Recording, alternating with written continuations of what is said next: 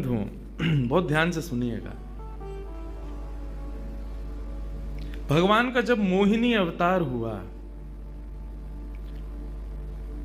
तो मोहिनी अवतार के उस स्वरूप के सौंदर्य पर 33 कोटि देवता न्योछावर हो गए। सबके मन में यह भाव आया, ये जो भी प्रकट हुई हैं ये किसी भी प्रकार से हमको हमारी गृहिणी के रूप में प्राप्त हो जाएं। इतने सुंदर ठाकुर जी बनकर के आए।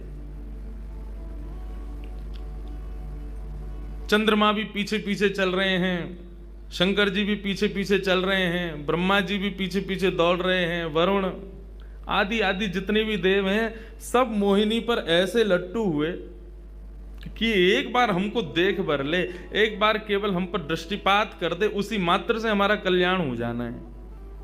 ऐसा ठाकुर जी का स्वरूप। परंतु उन 33 कोटि देवताओं में एक देव ऐसे हैं जिनका मोहिनी के प्रति ऐसा कोई दुर्भाव नहीं था, और वो देव थे सूर्य। सूर्य ने जब मोहिनी के सौंदर्य को देखा तो उनके मन में भाव आया, इतनी सुंदर, इतनी सुकुमारी, इतनी कोमल, इतनी मधुर। सबको तो लगे हमारी पत्नी बने, लेकिन सूर्य को लगे मेरी बेटी बन जाए, मुझे पुत्री रूप में प्राप्त हो जाए।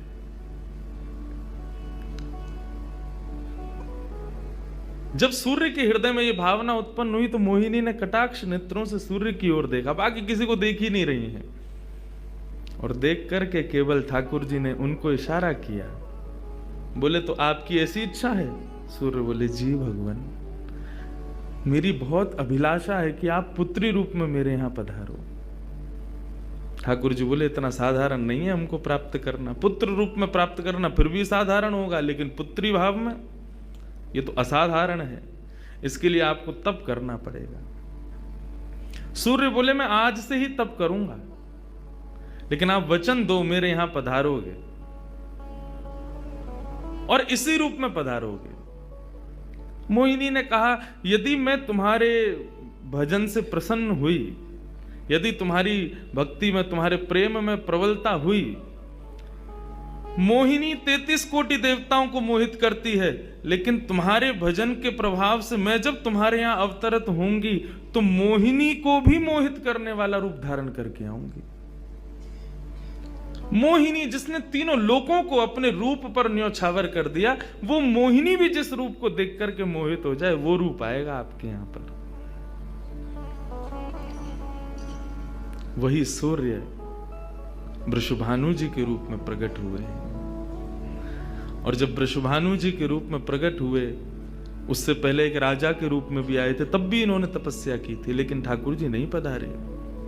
जब वृषभानु के रूप में प्रकट हुए तो इन्होंने ठाकुर जी का यजन करना बंद कर दिया, ब्रह्मा जी का यजन प्रारंभ किया। ब्रह्मा जी से प्रार्थना की। ब्रह्मा जी प्रकट हुए, बोले क्या वरदान चाहिए? बोले वरदान आपसे नहीं चाहिए, वरदान हमको किसी ने कहा था कि वे हमारे यहाँ पुत्री रूप धारण करके आएंगे, मुझे लग रहा है वो कहीं भूल नहीं गए हो, इसलिए ब्रह्मा जी आप बहुत करीब हो ठाकुर जी के, आप उनको जाकर के संकेत करो कि कोई आश में बैठा उनकी में। जब से मोहिनी स्वरूप देखा तब से हम पागल हुए फिर रहे हैं। 33 कोटि देवताओं के मन में यही आता है, कब प्रकट होंगी दोबारा? कृपा करो, आप प्रार्थना करो कि वो पधारें। ब्रह्मा जी बोले आपके भजन में इतनी सामर्थ्य है कि ठाकुर जी मना नहीं कर सकते।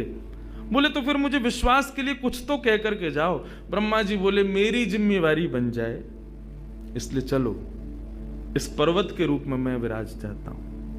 और बरसाना पर्वत के रूप में श्री ब्रह्मा जी विराज गए। ठाकुर जी आएंगे, मैं जिम्मेवारी लेता हूं, इसलिए मैं ही पर्वत बन के बैठा। ब्रह्मा जी ने जाकर के प्रार्थना की। ठाकुर जी बोले मैं तो सच में ही भूल गया था कि मुझे जाना है। बोले भगवान वो बहुत प्रतीक्षा कर रहे हैं आपके।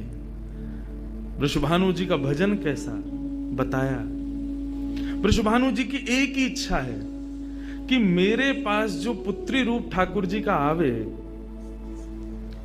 ठाकुर जी मोहिनी बनकर के आए तो 33 कोटि देवताओं के हृदय में ठाकुर जी के प्रति वात्सल्य भाव प्रकट नहीं हुआ, प्रेम भाव प्रकट नहीं हुआ, कुछ और ही भाव था उन देवताओं का। वृषभानु जी कह रहे हैं कि मैं ऐसी पुत्री पाना चाहता हूं जिसको देख करके काम नष्ट हो जाए, काम का भी मर्दन हो जाए, सामने वाले के हृदय में एक दिव्य प्रेम प्रकट हो, निष्काम प्रेम, अनकंडीशनल लव किसे कहते हैं, इसका प्रसाद पूरी दुनिया को देने वाली ऐसी पुत्री मेरे घर पधारे। स्वार्थ सिद्ध प्रेम सब करना जानते हैं, लेकिन निस्वार्थ प्रेम किसे कहते हैं, वो ठाकुर जी का वो शक्ति स्वरूप ही सबको बता सकता है। ब्रह्मा जी की प्रार्थना हुई ठाकुर जी से। ठाकुर जी अपने वैकुंठ में विचरण कर रहे हैं, विचार कर रहे हैं कैसे करूं, नंद यशोदा के यहां भी जाना है, देवकी वसुदेव के यहां भी पुत्र बनना है, पहले से ही 4 मम्मी पापा हैं हमारे, अभी 2 मम्मी पापा और कैसे बनाऊं, 6 माता पिता। तब ठाकुर जी विचरण कर रहे थे, तभी एक खंभ में मणि, उस मणि में ठाकुर जी ने अपना प्रतिबिंब देखा। ठाकुर जी अपना प्रतिबिंब नहीं देखते, क्यों? बहुत कम देखते हैं। जब श्रृंगार आरती होती लाल जी की, तभी इनको प्रतिबिंब दिखाते हैं, और उस प्रतिबिंब में भी इतने इतराते हैं महाराज, उसमें भी स्वयं को देख करके खुश हो जाते हैं, वाह मैं कितना प्यारा लग रहा हूं। अपना प्रतिबिंब ठाकुर जी इसलिए नहीं देखते क्योंकि स्वयं ठाकुर जी मोहित हो जाते हैं खुद ही पर।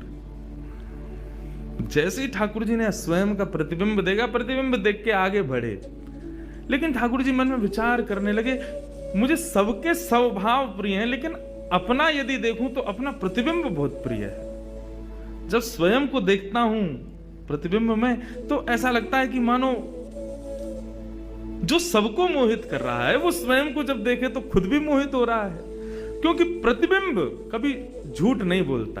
प्रतिबिंब का ये स्वभाव है, आप जैसे हो वैसा आपको दिखाता है।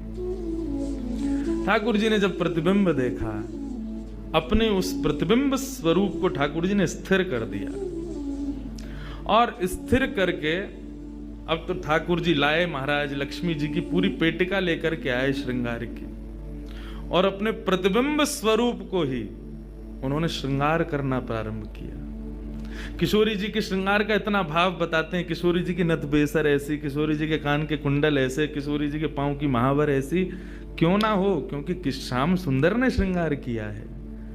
किशोरी जी का जो स्वरूप है वो ठाकुर जी ने उसका श्रृंगार किया है। नारायण बैठे महाराज सिंहासन लगा करके अपने प्रतिबिंब का ही श्रृंगार कर रहे हैं। मोर पीछ हटाया, मुकुट उतार के दूर रखा, घुंघराले केशों को खोल दिया, नेत्रों में सुंदर सुंदर छोटा छोटा काजल लगाया, माथे पर एक सुंदर बिंदिया लगाई है, होठों पर निर्मल लालिमा लगाई है, गले में हार पहनाया, सर्वांगीण श्रृंगार किया, और लक्ष्मी जी की चुनरी ला करके जैसे शीश पर से चढ़ा करके ठाकुर जी ने थोड़ा सा जो श्याम रंग है उसको जैसे ही गौर वर्ण किया, वैकुंठ के उस प्रतिबिंब में से मानो जैसे सूर्य चंद्र का एकाकार रूप प्रकट हो गया हो, इतना तेज पुंज प्रकट हो गया कि ठाकुर जी भी अपने नेत्रों को छुपाने लगे। थोड़ी देर नेत्रों को बंद करने के बाद जब बड़ी धीरे से ठाकुर जी ने जब अपने प्रतिबिंब की ओर देखा, तो किशोरी जी का दिव्य स्वरूप वहां प्रकट हो गया। ठाकुर जी ने दंडवत किया, पहले प्रणाम,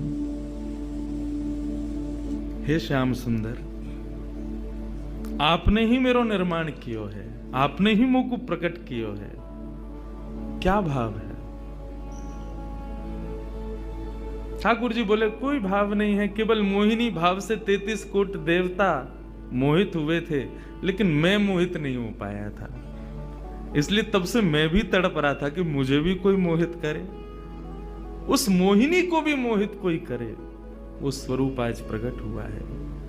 धर्म की स्थापना हुई, ज्ञान की स्थापना हुई, भक्ति की स्थापना हुई, वैराग्य की स्थापना हुई, लेकिन अंततो गत्वा संसार का सार जो प्रेम है उसकी स्थापना नहीं हुई है। उसके लिए आपका अवतार धारण करना अति आवश्यक है। आप मेरी शक्ति हैं, आप मेरी आत्मा हैं। पूरा विश्व और पूरे विश्व की दिव्य चेतना किसकी प्राप्ति के लिए दौड़ रही है? कि आत्मा एक दिन परमात्मा में मिल जाएगी, लेकिन उस परमात्मा में आत्मा जो विद्यमान है वही तो किशोरी जी हैं। उस आत्मा की परमात्मा की जो आत्मा है वही तो श्री राधा जी हैं। लोग उनके रूप को नहीं समझ पाते। आजकल के यंगस्टर्स, आजकल के युवा उनको बहुत विचित्र रूप में दर्शन करते हैं कि कृष्ण राधा कौन है, बोले कि they are just like some love words. ऐसा नहीं है। आप उनको सीमित उस अवस्था में, और माफ कीजिएगा यदि किसी प्रवचनकर्ता की कथा सुनने के बाद भी आप उनको वहीं तक सीमित मान रहे हो ना, दोष आपको नहीं, प्रवचन करने वाले को लगेगा कि तुम किशोरी जी के इसी रूप को स्थापित कर पाए। इसीलिए कथाओं में ज्यादा किशोरी जी का प्रसंग ना हम कहते हैं ना उसका स्पर्श करते हैं। स्पर्श करने पहले से भी 100 बार सोचते हैं। यहां आने से पहले भी मुझे कई आचार्यों ने संपर्क किया कि वहां आप किस विषय को लेकर के जाएंगे, आप गर्ग संहिता पर कहेंगे या किशोरी जी के किस भाव को वहां पर प्रस्तुत करने वाले। मैंने कहा देखो, हम बस बोलेंगे जो निकल जाए मुंह से, जिसका जो भाव ठाकुर जी स्वीकार कर लें बस, लेकिन भाव ये रखेंगे ठाकुर जी विराज गए हैं कि कोई अनधिकारी इस भाव को सुनकर के अपने मन में कोई दुर्भाव ना प्रकट करे। ब्रजवासी बहुत डरते हैं किशोरी जी के भाव को कहने में, क्योंकि जब सामने वाले से प्रत्युत्तर के रूप में कुछ विलग ही सुनने को मिलता है तो बहुत कष्ट होता है हृदय को कि तुमने किशोरी जी को क्या समझा, वो क्या है और तुमने उनके किस रूप को जाना। वो ठाकुर जी का ही प्रतिबिंब स्वरूप है, ठाकुर जी का ही आत्मा स्वरूप है। और एक बात कहूं, प्रतिबिंब से और आत्मा से प्रेम किया जा सकता है, ब्याह नहीं किया जा सकता, क्योंकि प्रतिबिंब और आत्मा ये दोनों हमसे अलग नहीं है। ब्याह के लिए एक अलग व्यक्ति चाहिए, एक हमसे कोई अलग हो, हमसे कोई जुदा हो, 2 लोग चाहिए तब ब्याह संपन्न होता है। लेकिन कृष्ण और राधा, इन दोनों में भेद है ही नहीं। किशोरी जी और ठाकुर जी में कभी भी कदापि कोई भेद नहीं है। बल्कि लीलाएं अभी सुनेंगे हम लोग, कभी कभी ठाकुर जी जब किशोरी जी का रूप धारण करते हैं तो किशोरी जी से ज्यादा गोपियों को सुख देते हैं।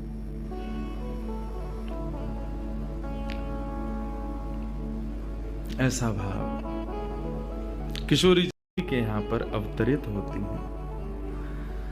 किशोरी जी का जब अवतार हुआ, जब अवतरण हुआ, कब हुआ? सुबह के 4:40 पर।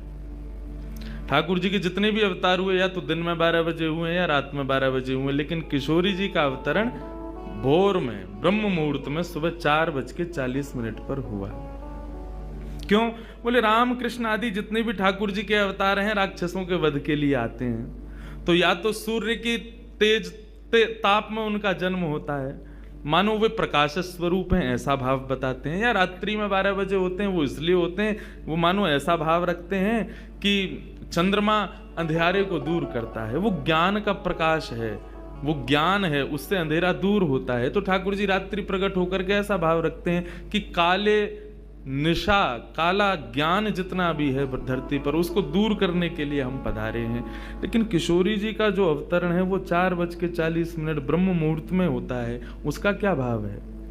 बोले 4:40 ब्रह्म मुहूर्त के बाद सूर्य प्रकट होना प्रारंभ होते हैं। मतलब सारे मंगल कार्य ब्रह्म मुहूर्त में होते हैं। चिड़ियाओं का चहकना, कई पुष्पों का प्रकट हो जाना, मानव के मस्तिष्क में आज मुझे क्या करना है, वो दिव्य चेतना का प्रादुर्भाव होना, ये सब कुछ सुबह ब्रह्म मुहूर्त से प्रारंभ होता है। और सबसे बड़ी बात, सूर्य प्रकट होते हैं, धीरे धीरे धीरे धीरे अंधेरे को दूर करते हैं और धीरे धीरे धीरे गतिमान होते हैं 12 बजे तक। तो किशोरी जी का प्रादुर्भाव ब्रह्म मुहूर्त में हुआ, इसका ऐसा भाव बताते हैं कि मानो वो प्रेम जिस प्रकार प्रादुर्भाव से लेकर के और आगे के गंतव्य तक नित्य प्रति बढ़ता रहे, उसका वर्धन हो, वर्धन करने के भाव से किशोरी जी ब्रह्म मुहूर्त में पधारी। क्योंकि वर्धन होना ही एक नवीन दिन का ब्रह्म मुहूर्त से प्रारंभ होता है। ऐसे ही